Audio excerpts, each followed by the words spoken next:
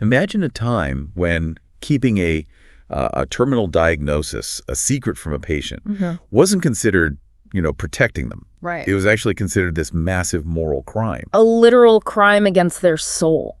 Exactly. Right. Because it robbed them of their own death.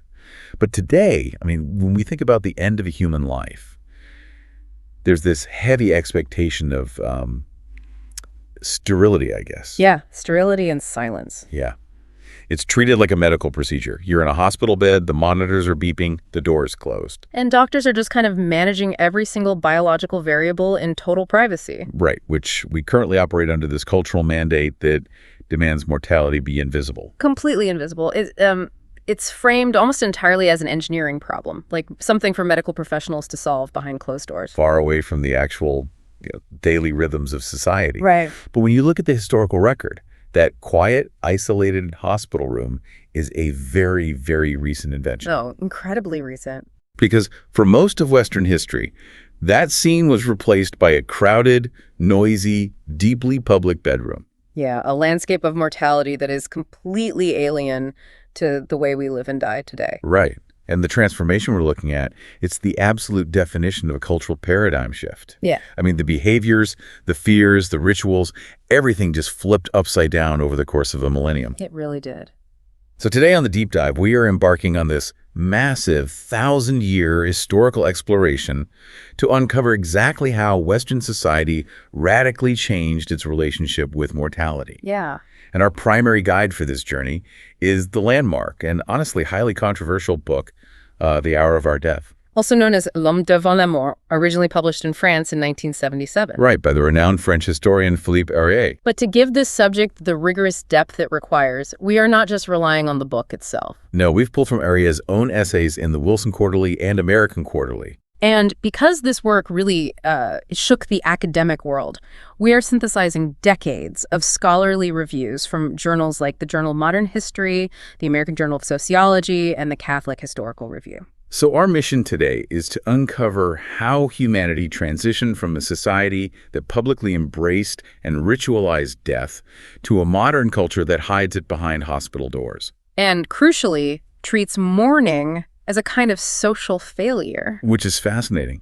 And because no grand theory gets a free pass, we are also going to examine the fierce academic backlash that tore into Ariès' ambitious conclusions. Yeah, they really came for him. They did. Okay, let's unpack this. Where do we even begin a 1,000-year timeline? Well, the logical starting point is the baseline of human behavior before the modern era completely upended it. Okay. Ariès organizes this massive history into 5 distinct models.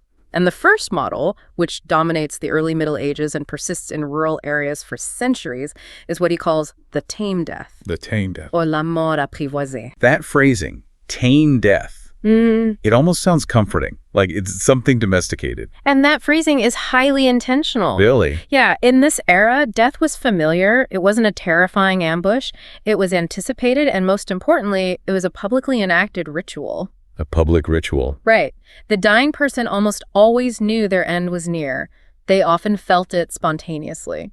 They just knew. Yeah, you see this in the literary sources Ariès relies on, like the plowman in La Fontaine's fables or Tolstoy's peasant characters in Three Deaths. Oh, right. They calmly lie down, look at their family, and simply state, death is here. Just like that. Just like that. Yep. They accept their fate without panic. But let's say they were in denial or they genuinely didn't realize how sick they were. Our instinct today would be to shield them from that terrible news. Oh, absolutely. But back then it was the exact opposite, right? It wasn't kept a secret at all. No, not at all. In fact, a medieval papal document actually made it the explicit legal task of the physician to warn the patient that they were dying. Legal task. Wow. And later, in the 15th century treatises on the art of dying, the Artis Moriendi, this heavy responsibility was assigned to a spiritual friend. Okay, so they had a specific title for this person. They did. The Nuncius Mortis, or the Herald of Death. Herald of Death, wow. Yeah, it was considered a profound moral imperative that a person not be deprived of their own death. They had to be informed so they could put their spiritual and earthly affairs in order. It's almost like death wasn't something that happened to you. It was an event you hosted. That's a great way to put it. Like a town hall meeting in your bedroom. You're expected to preside over it, say your farewells, ask for pardons, and, give blessings to your children. Yeah, and the visual evidence from this period is just striking. The bedchamber of a dying person transformed into a public plaza. A public plaza in a bedroom. Yes. The shutters were closed, specific candles were lit, and the church bells tolled in a specific rhythm to alert the town. Oh, so everyone knew. Everyone. And the room filled with people. We aren't just talking about immediate family here. Who else? Neighbors, fellow guild members, and even passing strangers would crowd into the room. Race strangers. Strangers. If a priest was walking down the street carrying the last rites, local custom demanded that anyone on the street follow him into the dying person's house to bear witness, even if they had no idea who the person was. I see your backdrop has shifted to this medieval bedchamber with flickering candlelight, very atmospheric. But what was the underlying logic here? I mean, why was it so necessary to cram 20 strangers into a room with someone who was actively passing away? Well, what's fascinating here is the mechanism of community survival. Okay.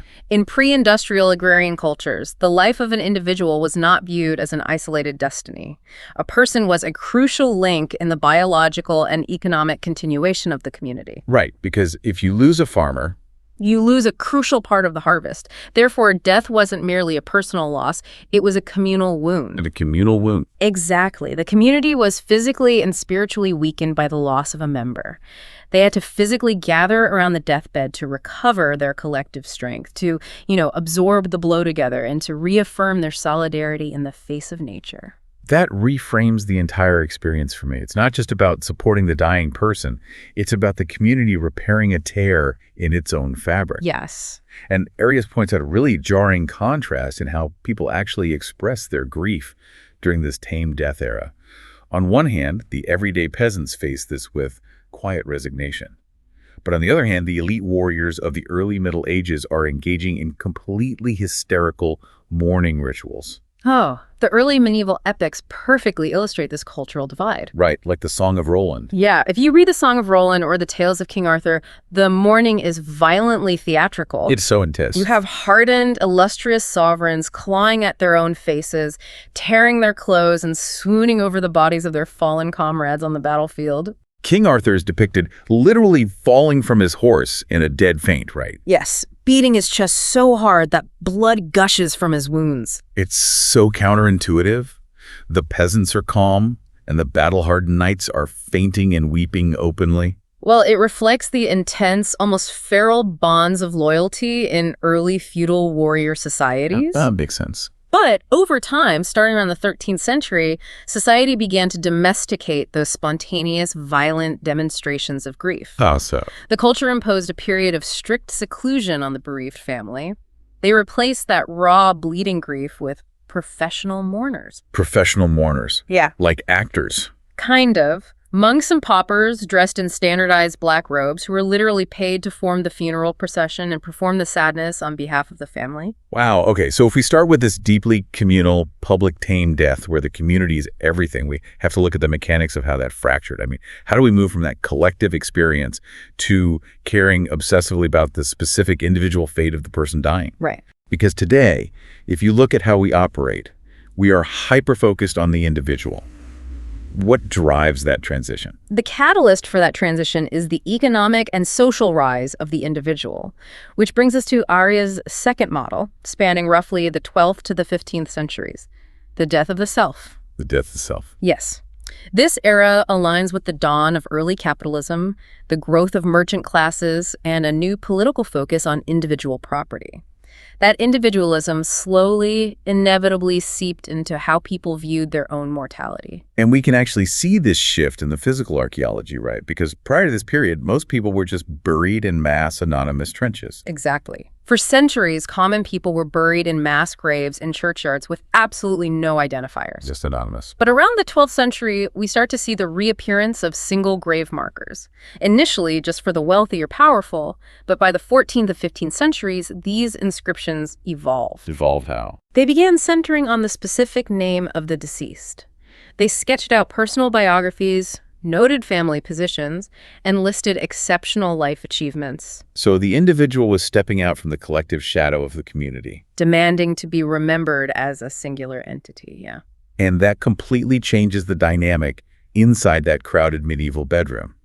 It's no longer just a community town hall where everyone repairs their social fabric. No, the deathbed becomes this massive, high-stakes cosmic drama focused entirely on the soul of the person in the bed. This is the era where the artes moriendi, the art of dying well, really takes hold of the cultural imagination. Oh, completely. The deathbed transformed into a cosmic chessboard.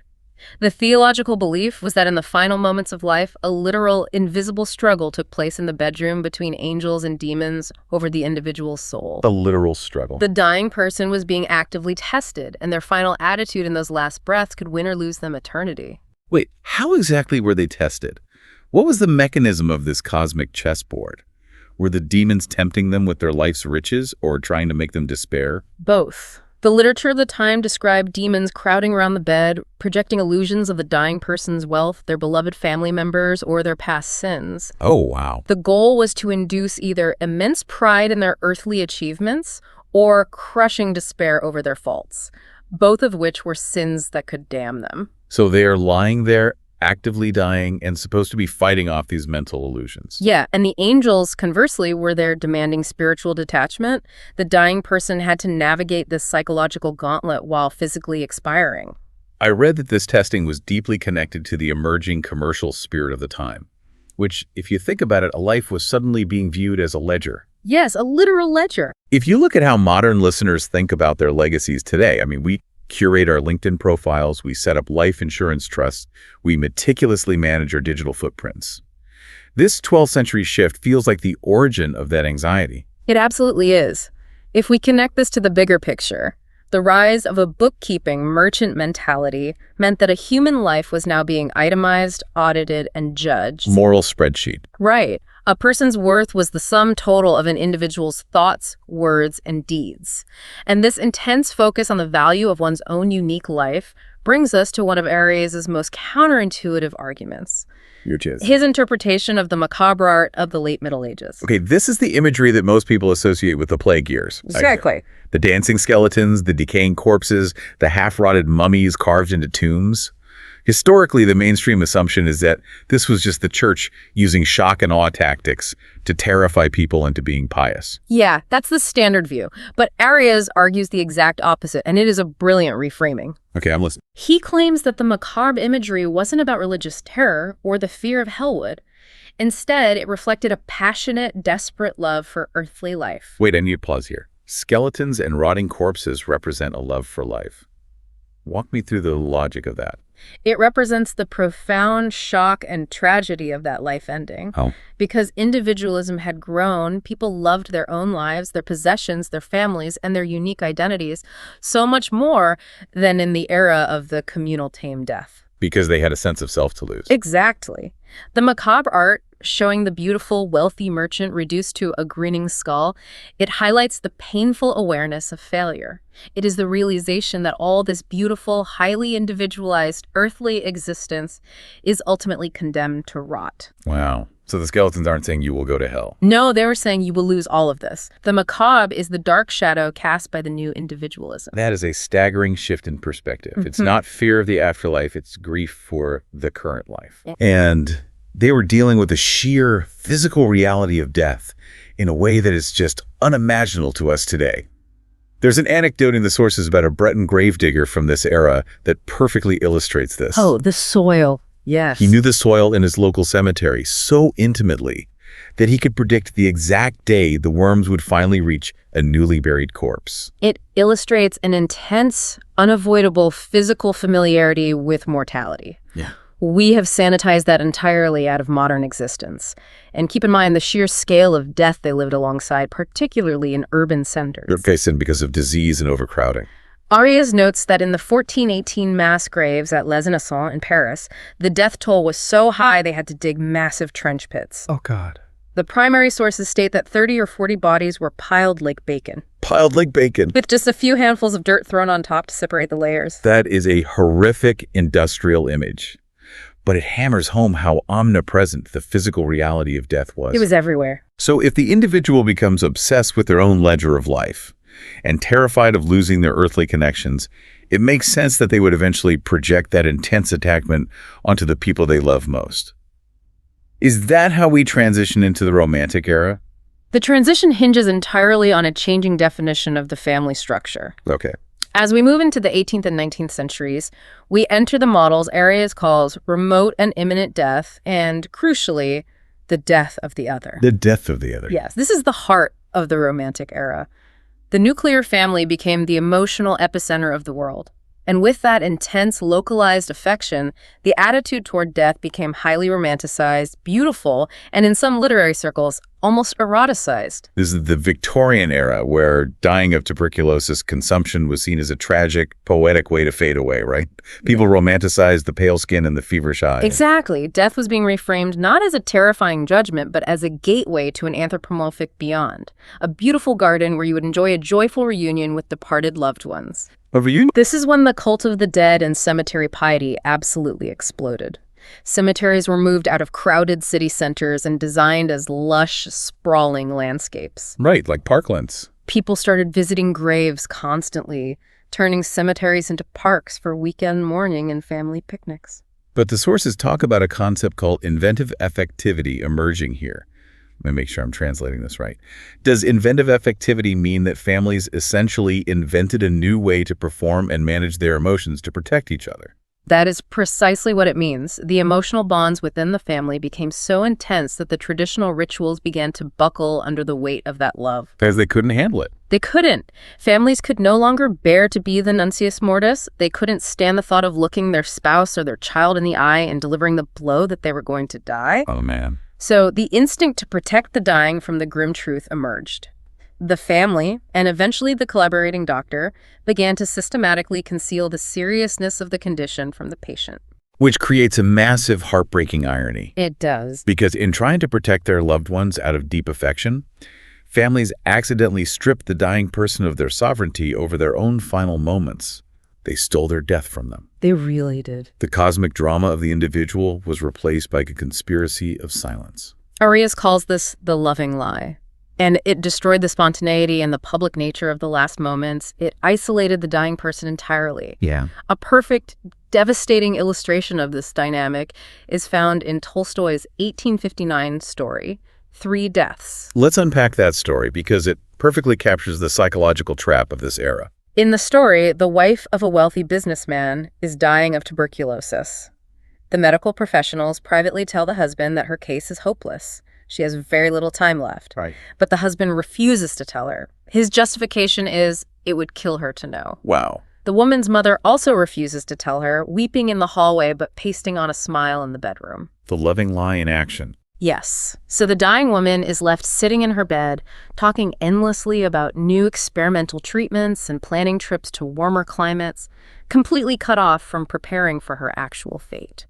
And the most tragic part of that dynamic is that the dying person often figured it out. They could read the room, they could see the fake smiles. Oh, of course they could. But they played along with the lie to protect their family's feelings.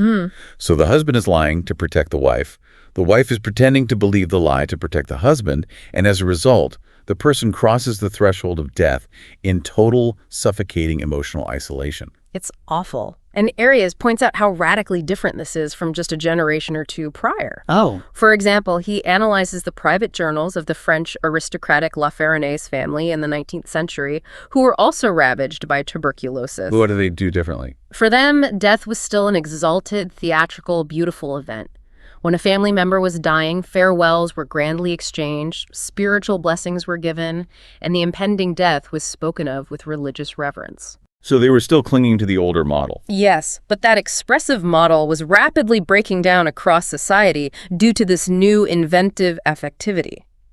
The fear of causing emotional pain overrode the ancient need for truth. If that loving lie was a soft, familial deception in the 19th century, born out of genuine, if misguided love, it seems like it hardens into a clinical, bureaucratic mandate in the 20th century. Oh, it becomes institutionalized. Right. If you banish the truth from the bedroom, eventually you banish the bed from the house. Which brings us to Ariès' final and most critical model, the invisible death. the invisible death. In the 20th century, particularly accelerating after World War II, death is systematically banished from public view.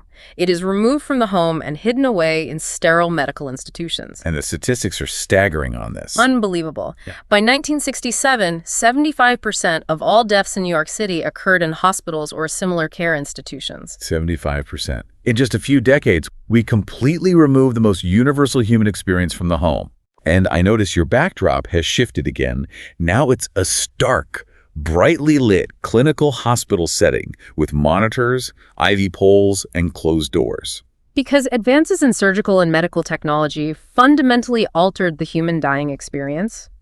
By a swift cultural transition, someone who is actively dying came to be treated exactly like someone recovering from major surgery. Wow, that's a great point. The environment is exactly the same. It is. The dying patient is given food intravenously, mechanical tubes drain their lungs, and heavy sedatives manage their pain and their consciousness. But the philosophical side effect of this medicalization is that death is no longer viewed as a natural, inevitable transition. It becomes a failure. Right. If you are in a hospital to be fixed and you die, it is a failure of the medical establishment to cure you. This raises an important question about the margin of time at the end of life and how we define life itself. Anything? Historically, life meant the presence of a soul, and death was an event, a relatively short, natural transition.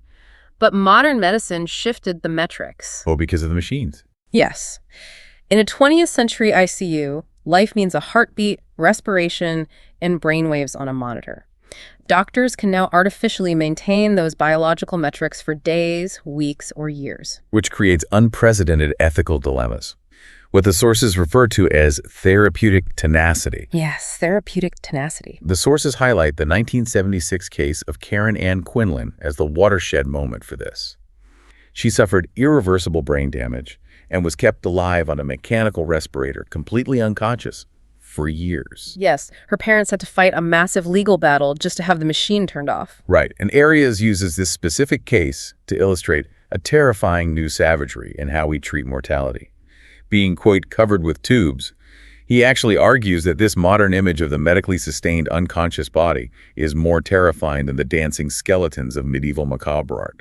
Because the clinical environment actively erodes any remaining traditional bedside ritual. Right, because there's no space for it. Exactly. The medical staff has a massive, complex hospital routine to maintain. The bureaucracy of a hospital requires predictability. Sure. Therefore, the patient must be managed so they do not disrupt the operational flow of the ward. And this leads us to a fascinating and deeply unsettling sociological study by Glaser and Strauss in California hospitals, which observed how medical personnel define an acceptable style of dying. An acceptable style of dying. That concept blew my mind when I read the outline.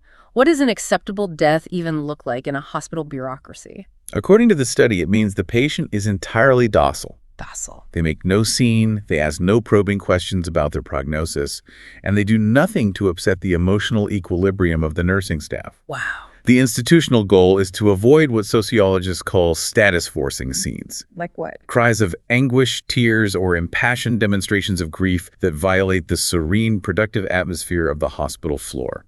So the system essentially incentivizes drugging the patient into passivity, or maintaining the loving lie so the patient doesn't panic.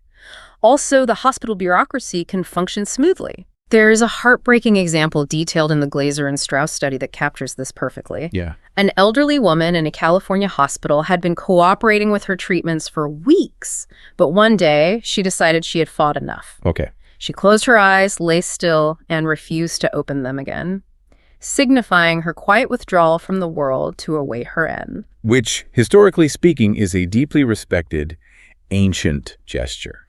Turning to the wall. Yes. We see it in the Bible, we see it in literature. When Tristram turns to the wall, it meant you were accepting your fate and surrendering your soul. But in this modern California hospital, the medical staff viewed this ancient gesture as an antisocial refusal to communicate. Antisocial. They panicked because it disrupted their protocols. They actually flew her son in from out of town to stand by the bed and force her to open her eyes, pleading with her so she wouldn't, quote, hurt everybody with her silence. Oh my God. The ancient, dignified gesture of surrender was pathologized as an unpardonable renouncement of the vital struggle for biological life. That is incredibly bleak.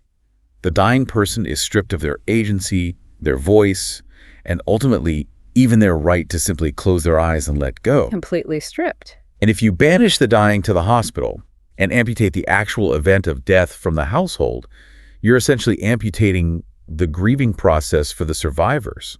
I mean, there's no body in the parlor anymore. What does that do to mourning? It leads to the second great milestone in the contemporary history of death.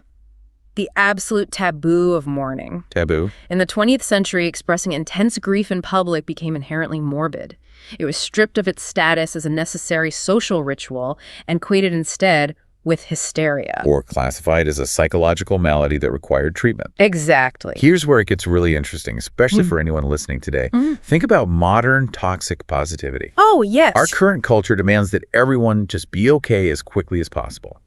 We have no social script for actual devastation anymore. If you're sad for too long, if you bring up a deceased loved one at a dinner party, people get visibly uncomfortable. They don't know what to do. No. You're expected to get back to work, get back to normal, and grieve on your own time in private. British sociologist Geoffrey Gore captured this societal shift perfectly in the mid-20th century. He wrote, "At present, death and mourning are treated with much the same prudery as the sexual impulses were a century ago." Prudery, that's a strong word. Weeping in public is synonymous with losing control. The bereaved are effectively put into social quarantine. And the sources mention a modern French bereavement notice that is regularly published in newspapers. It literally reads, "The family is not receiving." The family is not receiving. No visitors. The telephone stops ringing. You are expected to suffer in total isolation so you don't bring down the vibe of society. But why? Why did society suddenly decide that sadness was a disease? If we connect this to the broader philosophical picture, Ariès argues this taboo is the result of the modern retreat of evil and the domestication of nature. Okay, unpack that for me. Over the past few centuries, science, morality, and social organization seemingly conquered everything else.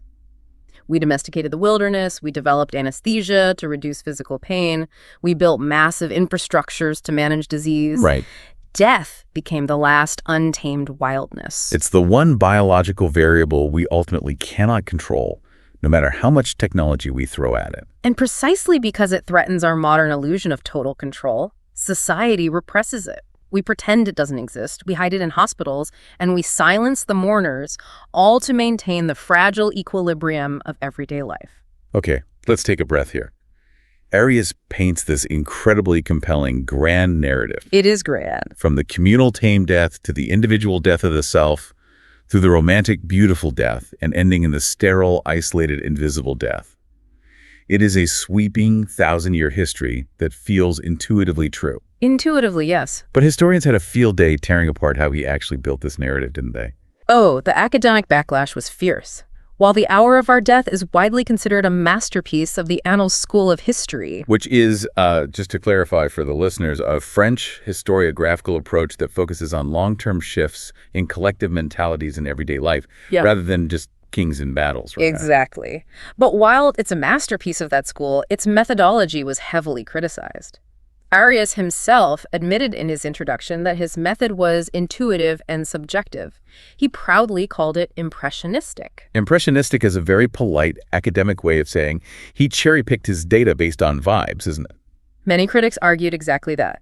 In his conclusion, Ariès tries to synthesize this massive history using 4 overarching psychological themes. Which were? Awareness of the individual, the defense of society against untamed nature, belief in an afterlife, and belief in evil. But reviewers consistently noted that these themes feel superimposed at the very end, rather than naturally emerging from the historical evidence he presents. Let's talk about the specific methodological critiques. Because the sources mention scholars like Carlos Ayer and Maris Vinoskis who took real issue with the actual historical documents Ariès chose to use.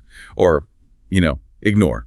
Carlos Ayer, writing in the Catholic Historical Review, points out a massive, almost comical contradiction in Ariès's work. What was it? Ariès was openly contemptuous of conventional historical data, like church records or demographic statistics. He dismissed them as elitist. Elitist, okay. His stated goal was to bypass the elites and find the true collective psychology of the common people. Which sounds like a noble goal for a historian. It does, until you look at how he executed it. To prove how the common medieval peasant felt about the tame death, what sources does he rely on? I don't know, local parish records. He uses elite literature. He quotes the Song of Roland, Tristan and Isolde, and the poem of El Cid. Well, Yes. Panofsky points out that these literary accounts of dying knights and mythical kings likely reflect a highly idealized elite pattern of dying. They do not represent the actual documented experiences of an illiterate peasant in a medieval village. so he's saying, I'm going to tell you the hidden history of the common man, and then he quotes a romantic poem about King Arthur to prove his point. Exactly. I can see why rigorous historians pull their hair out over this. And beyond the cherry picking, there are some massive historical blind spots in his timeline, right? The blind spots are arguably the most glaring flaw of the book.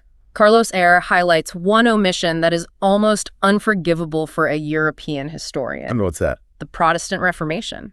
He left out the Reformation. Ariès largely ignores the entire Reformation. He dismisses it as a merely theological debate among elites and claims it had little impact on popular attitudes toward death. Specifically, he claims the Catholic concept of purgatory was of little concern on the popular level. But the Reformation was a massive popular movement. And from what I understand, purgatory wasn't just some abstract theology. To a medieval peasant, purgatory was a very real, terrifying, bureaucratic waiting room of suffering. And the church sold literal get-out-of-jail-free cards, indulgences, to bypass it. Exactly. Eyre points out that the triumph of the Reformation hinged largely on popular discontent with that exact system.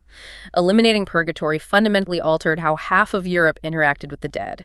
You couldn't pray for them anymore. Their fate was sealed. Right. Furthermore, there was massive public engagement with this debate. For example, Nicholas Manuela's 1523 pamphlet Die Totenfresser, Which translates to? The Death Eaters. It was an incredibly popular, widely circulated text that viciously mocked the Catholic clergy for profiting off the dead. The existence of this pamphlet directly contradicts Ariès' thesis that the Reformation didn't impact popular everyday attitudes toward mortality. And didn't he also somehow manage to gloss over the French Revolution? He treats it as a footnote. A footnote, the French Revolution. James P. Carse notes in his review that Ariès discusses the French government's 18th century plan to move the massive, overflowing cemetery at Les Innocents out of the center of Paris due to public health concerns. Okay. Ariès mentions that the relocation plan is temporarily interrupted by the French Revolution and then resumed later. Wait. That is essentially the only mention of the revolution in the entire 600-page book. He treats one of the most violent, paradigm-shifting moments in modern European history as a minor bureaucratic scheduling conflict for a cemetery relocation. That is wild. It's like writing a comprehensive history of the 20th century and only mentioning World War II because it delayed the construction of a local post office. It really is. So, if his methodology is full of holes, if he relies on elite literature to describe peasants, and if he completely skips the Protestant Reformation and the French Revolution, why do we still care about this book? I mean, is it history, or is it just philosophy dressed up in historical clothing? Well, that tension is exactly why the book remains so relevant.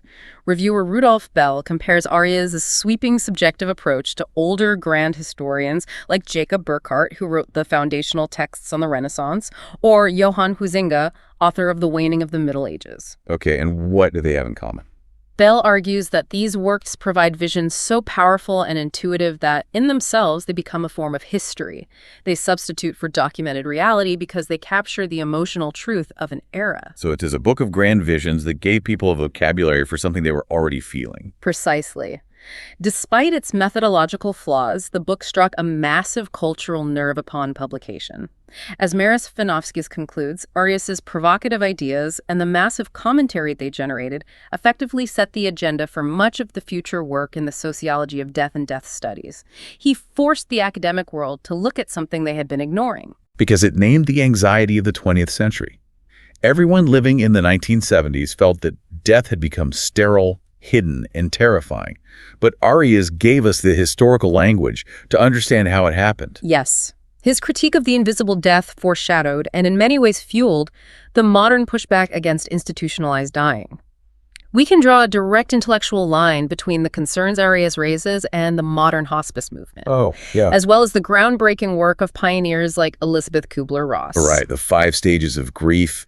Those are the movements that actively push to return humanity, dignity, and agency to the dying process. They attempt to counter the California hospital mentality.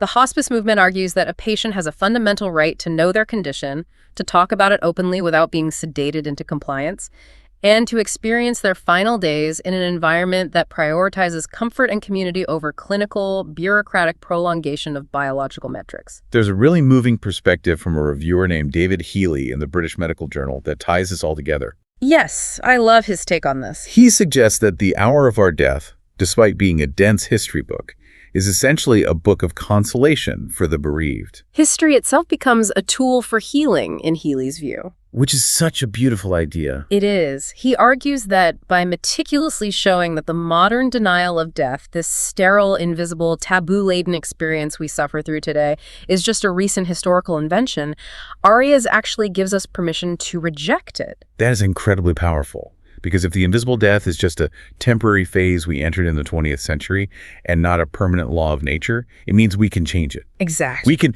choose to grieve openly again without feeling like we are failing society. We can choose to hold our loved ones' hands and speak the truth without hiding behind a loving lie. The book demystifies the medicalization of death. It reminds us that for thousands of years, humans faced mortality with a communal strength, a public ritual, and a raw honesty that we are still entirely capable of reclaiming. So to quickly recap this incredible journey, we started in the early Middle Ages with the Tame death, where mortality was familiar, public, and handled by the community to heal a collective wound. Right. We moved through the death of the self, where the individual's ledger of life and their soul took center stage on a cosmic chessboard.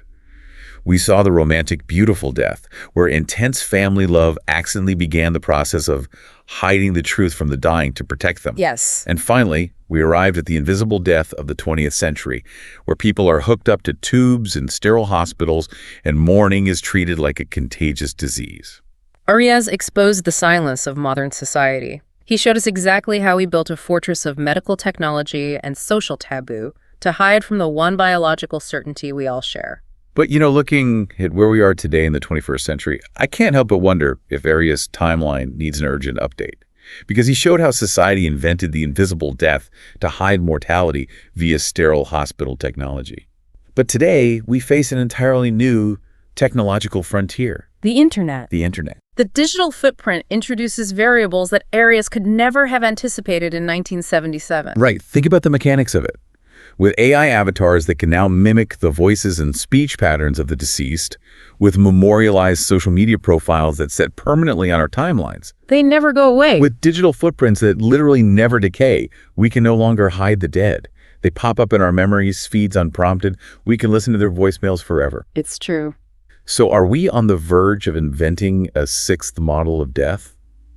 A digital death, where the dead are forced back into our daily public lives through algorithms, effectively tearing down the sterile walls of the hospital and ending the era of the invisible death. That's just something to think about.